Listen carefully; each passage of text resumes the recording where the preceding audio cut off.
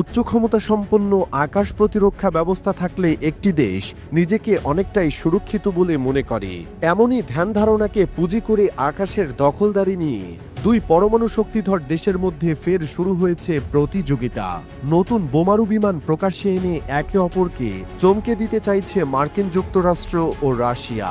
বায়ু শক্তির প্রতিযোগিতায় নামা দুই মহাশক্তিধর আমেরিকা ও রাশিয়া দুজনের কাছেই রয়েছে কৌশলগত বোমারু বিমান। এর সংখ্যা দ্রুত গতিতে বাড়িয়ে চলেছে মস্কো এবং ওয়াশিংটন। পাশাপাশি নতুন প্রজন্মের বোমারু বিমানকে এয়ারফোর্সে সামিল করার দিকেও নজর দিয়েছে ওয়াশিংটন ও মস্কো। বলা বাহুল্য, এর জেরেই সম্প্রতি ব্যাপকভাবে খবরের শিরোনামে এসেছে ইউএসের B-21 এবং রুশ পাক-ডা। 2023 সালের নভেম্বরে B-21কে প্রথমবারে আকাশে ওড়ায় যুক্তরাষ্ট্র। এটির নকশা এবং নির্মাণের নেপথ্যে হাত রয়েছে যুক্তরাষ্ট্রের সংস্থা নর্থরপ গ্রুমম্যানের। লম্বা দূরত্ব পেরিয়ে শত্রুর ঘাঁটিতে ঢুকে কার্পেট বম্বিং করার ক্ষমতা রয়েছে এই স্টেলথ উড়োজাহাজের। B-21 বোমারু বিমানের সাংকেতিক নাম রাইডার রেখেছে ইউএস এয়ারফোর্স। এটি প্রকৃতপক্ষে একটি ষষ্ঠ প্রজন্মের বোমারু বিমান। এর লেজের অংশ প্রায় নেই বললেই চলে। বিমানটির পাখা চওড়া এবং ত্রিভুজাকার। আমেরিকার B-21 রাইডার প্রথাগত এবং পরমাণু দু ধরনের হাতিয়ার বহন করতে সক্ষম। এর পাশাপাশি বোমারু উড়োজাহাজটি থেকে ক্ষেপণাস্ত্র হামলাও চালাতে পারবে যুক্তরাষ্ট্রের বায়ুসেনা।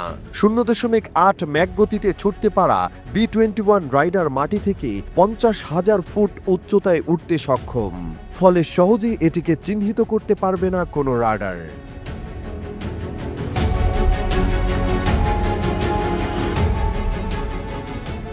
অন্যদিকে রাশিয়ার তৈরি পাক-ডা এখনও আকাশে ওড়েনি। চলতি বছরে মস্কো এই বোমারু বিমান প্রকাশ্যে আনবে বলে মনে করা হচ্ছে। কিছুদিন আগেই পাক-ডার নকশা দুনিয়ার সামনে নিয়ে আসে রুশ প্রতিরক্ষা মন্ত্রণালয়। সেটি দেখার পরই বিশ্বজুড়ে রীতিমতো হইচই পড়ে যায়। রাশিয়ান এয়ারফোর্স পাক-ডার সাংকেতিক নাম দিয়েছে মেসেঞ্জার বা বার্তাবাহক। নির্মাণকারী সংস্থা টুপোলেভ জানিয়েছে, সাবসনিক গতিতে তথা শব্দের চেয়ে কম গতিবেগে উঠতে পারবে তাদের নতুন প্রজন্মের বোমারু উড়োজাহাজ। 12,000 কিলোমিটার দূরত্ব পেরিয়ে যে কোনো জায়গায় হামলা চালাতে পারবে পাক-ডা। একটানা ওড়ার নিরিখে আবার B-21কে টেক্কা দিবে রুশ পাক-ডা। একবার জ্বালানি ভরলে টানা 30 ঘন্টা বোমারু উড়োজাহাজটি উঠতে পারবে বলে স্পষ্ট করেছে নির্মাণকারী টুপোলেভ। পরমাণু এবং প্রথাগত মিলিয়ে মোট 30 টন বোমা বহনে সক্ষম হবে রুশ মেসেঞ্জার। ইউরেশিয়ান টাইমসের প্রতিবেদন অনুযায়ী রুশ ও আমেরিকার নতুন প্রজন্মের এই দুই বোমারু বিমান ইলেকট্রনিক যুদ্ধে বেশ পটু। শত্রুপক্ষের রাডারকে জ্যাম করা বা আকাশ প্রতিরক্ষা ব্যবস্থাকে উড়িয়ে দিতে খুব একটা সময় নেবে না এই B-21 রাইডার ও পাক-ডা মেসেঞ্জার। বর্তমানে যুক্তরাষ্ট্রের এয়ারফোর্স নর্থরপ সংস্থার তৈরি B-2 স্পিরিট নামের একটি বোমারু বিমান ব্যবহার করে। সেগুলোর বদলি হিসেবে B-21কে ফৌজে সামিল করা হবে বলে জানিয়েছে যুক্তরাষ্ট্রের প্রতিরক্ষা সদর দপ্তর পেন্টাগন।